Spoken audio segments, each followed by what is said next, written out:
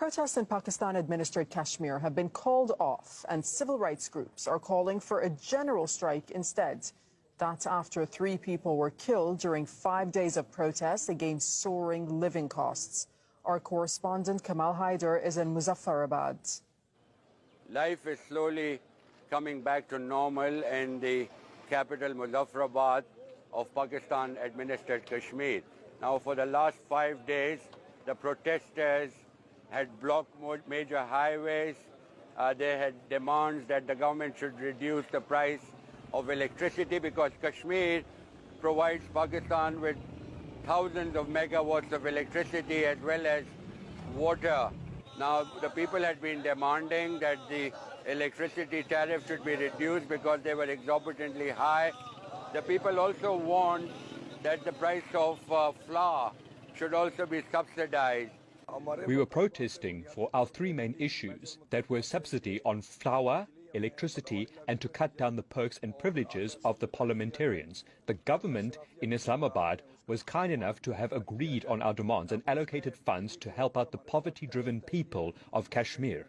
Now the government went into an emergency meeting and relented on the demands of the protesters, saying that they were willing to dole out $86 million in subsidies.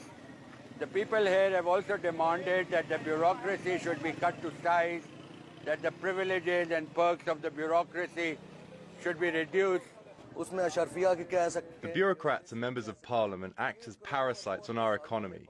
They are benefiting from all the funds which are only meant for the uplift of poor people of this area, but they are always deprived of their due rights. So those demands, of course, have now been met. These protesters are now slowly going back. But there's been a cost to all this. For the past 5 days, businesses, shops have been completely closed, traffic completely suspended. Even now, as you can see, there's no traffic on the roads here in Muzaffarabad. Also the fact that 3 people were killed by the security forces. Their funerals are now taking place in this particular city. The anger has now turned into a calm.